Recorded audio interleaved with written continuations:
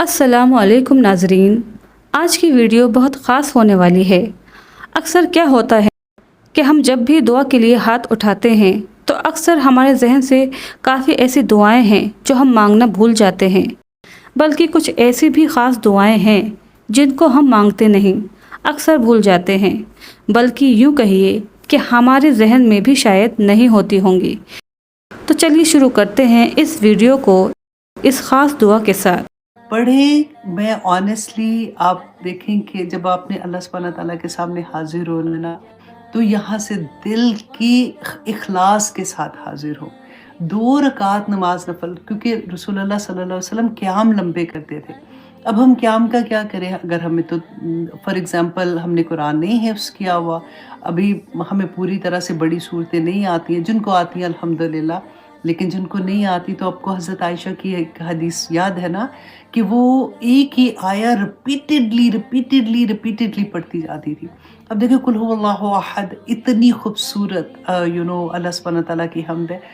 Repeatedly वही पढ़ते जाएं, खड़े पढ़ते जाएं, अल्लाह की हम बयान करते जाएं। अगर अब तो ये भी आसानी है, आप फ़ोन पे सारा ऐप होते हैं ऐसे कि जहाँ पे आप खोल के पढ़ सकते हैं और आराम से क्योंकि नफली इबादत होती है ना, नफल में बड़ी गुंजाइश हो जाती है। आप अपने क़याम लंबे करें, फिर उसके बाद आप हर 2 नफल के बाद आप अपनी दुआ करें और अल्लाह सुब्हानहू तआला से ऐसे मुनाजात करें कि जैसे कहते हैं ना कि दिल के अंदर से, कि या पाक परवरदिगार ये चीज़ें सबसे पहले इस्तग़फ़ार करें कि या पाक परवरदिगार गुनाह हो गए, गुनाहगार हूँ, मैं तेरे सामने हाज़िर हूँ। या पाक परवरदिगार तूने तो मुझ पे ये करम किए, तो सेकंड क्या हो गया, उसका शुक्र हो गया ना, कि तूने तो उसके बावजूद भी मुझे मौका दिया या पाक परवरदिगार कि मैं आज तेरे सामने हाज़िर हूँ। और फिर उसके बाद अपनी सारी दुआएँ, अपनी दुआएँ, अपने बच्चों की दुआएँ, अपने माँ-बाप के लिए, अपने बहन-भाइयों के लिए, दोस्तों के लिए, सब मुसलमानों के लिए, सबके लिए दुआ करें। लिख लें, क्योंकि ये इतनी बड़ी देखिए बाज़ दफ़ा होता है ना, हम दुआ करते हैं तो हमें होता है कि पता नहीं सुनी जा रही है कि नहीं, क्योंकि हमारी दुआ जो होती है वो पढ़नी नहीं है, माँगनी है अल्लाह से। पढ़नी नहीं है, माँगनी है। हमें आदत हो जाती है ना, कई दफ़ा हम वो पूरी खोल लेते हैं किताब पूरी, वो ऐसे पढ़ते हैं रब्बना आतिना फिद दुनिया हसनतम व फिल आखिरति, ऐसे नहीं करना। अगर आपको अरबी में नहीं आती दुआ मांगनी तो कोई बात नहीं, दुआ अपनी ज़ुबान से मांगे, दिल की हजूरी के साथ मांगे, अल्लाह सुब्हानहू तआला के सामने गिड़गिड़ा के मांगे दुआ कि या पाक परवरदिगार मेरी ये हाजत है, क्योंकि लिखा जाएगा। 1 साल की हमारी तकदीर के फैसले लिखे जाएंगे। वो बस दुआ करें कि या पाक परवरदिगार मुझे नहीं पता, गायब तो आप ही को पता है। अगर मेरी तकदीर में ये लिख दिया गया है ना, तो या पाक परवरदिगार आप तो उसको ठीक कर सकते हैं। तो मेरे हक़ में या पाक परवरदिगार ऐसी चीज़ों को हटा के अल्लाह सुब्हानहू तआला अपनी रहमतें नाज़िल फरमा दे। या अल्लाह मेरी औलाद आपने इतनी प्यारी नेमतें दी थी या पाक परवरदिगार, मैं वो हक़ अदा नहीं कर सकी, मैं उसके लिए शर्मिंदा हूँ, मैं माफ़ी माँगती हूँ। या अल्लाह उनको हिदायत दे दे। रब्बी जअलनी मुक़ीमस्सलात व मिन ज़ुर्रियती रब्बना व तक़ब्बल दुआ। या अल्लाह मुझे और मेरी औलाद को नमाज कायम करने वाला बना दे। जब वो नमाज कायम करने वाले बन जाएंगे तो या पाक परवरदिगार फिर सारी चीज़ें, क्योंकि अल्लाह सुब्हानहू तआला ने फरमाया ना कि नमाज बेहयाई और बुरे कामों से रोकती है, तो वो इंशाअल्लाह रुक जाएंगे। या और बहुत से ऐसे लोग हैं जिनको औलाद की फ़र्क की तकलीफ़ें हैं। कभी अल्लाह ना करे कुछ बच्चे ऐसे होते हैं जो ड्रग्स में चले जाते हैं, या कुछ गलत कामों में, गलत सोसाइटी में, गलत दोस्तों में चले जाते हैं। मांगें अल्लाह सुब्हानहू तआला से, क्योंकि उसकी ज़ात है देने वाली ना। जब वो उससे मांगेंगे तो अल्लाह सुब्हानहू तआला बेहतर कर देंगे इंशाअल्लाह। सेहत मांगे कि या पाक परवरदिगार ज़िंदगी के आखिरी लम्हे तक सेहत अता कर, ताकि तेरे रास्ते में भागने वाले बन जाए। या अल्लाह हमारा दिमाग सलामत रखना। या अल्लाह जैसे ऐसी बीमारियां हो जाती है, डिप्रेशन हो जाता है या कुछ ऐसी चीज़ें हो जाती हैं, या पाक परवरदिगार मुझे उससे दूर रखना, ताकि मैं तेरी इबादत में दिल लगा के इबादत कर सकूं। क्योंकि जो इंसान बीमार होता है ना, उसकी इबादत भी उस तरह की नहीं रहती। एक सर में दर्द हो तो इबादत करने को उस तरह से मज़ा नहीं आता। अब देखिए जो लोग बीमार हैं, मैं सोचती हूँ कि अल्लाह का एहसान है, जो चल फिर रहे हैं, खा पी रहे हैं, सब कुछ अल्लाह सुब्हानहू तआला उनको हिम्मत अता करे कि वो ये सारा कुछ इबादत को पूरे इखलास के साथ कर सके। لیکن جو بیمار ہیں اللہ سبحانہ تعالیٰ تو جانتے ہیں نا.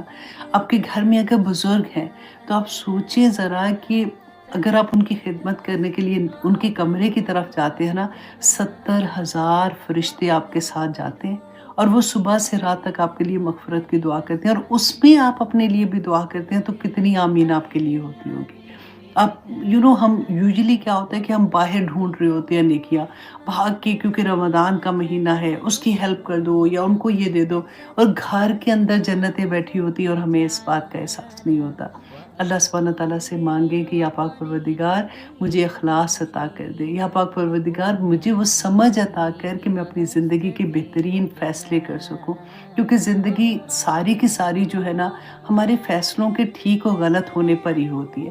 کئی دفعہ ایسا غلط فیصلہ ہو جاتا ہے وہ ہمیں سالوں پیچھے پھینک دیتا ہے، اور کئی دفعہ ایسے خوبصورت فیصلے ہوتے ہیں کہ ہم زندگی میں آگے سے آگے بڑھنا شروع ہو جاتے ہیں. تو مانگے اللہ سبحانہ تعالیٰ سے، یا اللہ مجھے حکمت عطا کر، یا اللہ مجھے صبر بھی دے، یا پاک پروردگار تو نے جو نعمتیں دی ہیں مجھے وہ استعمال کرنے کا موقع بھی عطا کر، یا اللہ وہ خیر و برکت کے ساتھ میں انجوائے کر سکوں.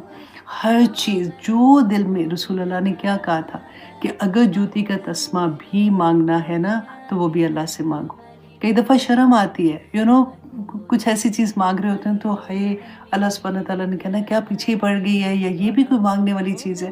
لیکن پھر میں اپنے آپ کو یہی تسلی دیتی ہوں کہ نہیں، رسول اللہ نے تو یہ بھی کہا تھا کہ جوتی کا تسمہ بھی مانگنا ہے تو اللہ سے مانگو، تو پھر مجھے کیوں شرم آئے. پھر میں کہتی ہوں یا اللہ مجھے اپنی شان کے مطابق عطا کرنا، میں تو چھوٹی چھوٹی چیزیں مانگ رہی ہوں نا، یا پاک پروردگار بس برکتیں عطا فرما دے. جن کو اولاد کی نعمت نہیں ہے اللہ سبحانہ تعالیٰ ان کی جھولیاں بھر دے، اللہ سبحانہ تعالیٰ ان کو اولاد کی نعمتیں عطا کر دے. جو درد سے گزر رہے ہیں نا، جن کے پاس بھی جو بھی طرح کا درد ہے، اللہ سبحانہ تعالیٰ ان کو عافیت عطا کرے. اور آخری عشرے کی دعا بھی ضرور یاد سے سارا وقت، اگر جو کھانا پکا رہے ہیں فار ایگزامپل آپ، یا کوئی کام کر رہے ہیں، تو پھر یہی ورد رکھیں، اللہم انکا عفو کریم تحب العفو فاعف عنی. اللہ سبحانہ تعالیٰ انشاءاللہ، وہ کہتے ہیں نا کہ نہ صرف اللہ سبحانہ تعالیٰ مجھے معاف کرنا بلکہ وہ ڈیلیٹ کا بٹن نہیں دبا دیتے، اور پھر اس کے بعد ہوتا ہے کہ ہے گئی کہاں چیز، اور ڈھونڈ، کئی دفعہ ہوتا ہے کہ ڈیلیٹ کر دی اور بعد میں وہ چاہیے ہوتی ہے تو وہ چیز ہی نہیں ملتی ہے، تو ہائے اب تو ڈیلیٹ کا بٹن دبا دیا تھا اور پھر اس کو کرش بھی کر دیا تھا. بالکل وہی والی چیز ہے کہ اللہ سبحانہ تعالیٰ بس ایسے کر دے کہ یا پاک پروردگار رمضان کے بعد پاک صاف، سب سے پہلے اپنے دلوں کو صاف کیجیے گا، معاف کر دینا. کیونکہ دا مومنٹ آپ یہ کہو گے نا کہ اللہم انکا عفو کریم تحب العفو فاعف عنی، تو اس کے آگے جانے سے پہلے اپنے آپ کو خالی کر دینا کہ یا اللہ میں نے سب کو معاف کر دیا. کیونکہ اگر آپ نے معاف نہیں کیا نا تو اللہ سبحانہ تعالیٰ کے سامنے کیسے آپ معافی مانگو گے؟ اس کے بندوں کو آپ معاف نہیں کر رہے ہو. سب کو معاف کر کے پھر اپنے دل کو خالص دیکھیں، اس دل میں اللہ سبحانہ تعالیٰ کا نور نہیں آتا، جس میں تھوڑی سی بھی گند ہوتی ہے. تو اپنے دل کو شیشے کی طرح صاف کر کے اللہ کے حضور حاضر ہو جائیے گا. بڑی خوبصورت راتیں ہیں، ہر رات کو اللہ سے مانگے، اور خاص طور پہ دعا کرے کہ اللہ سبحانہ تعالیٰ ہم سب کو لیلۃ القدر نصیب کرے.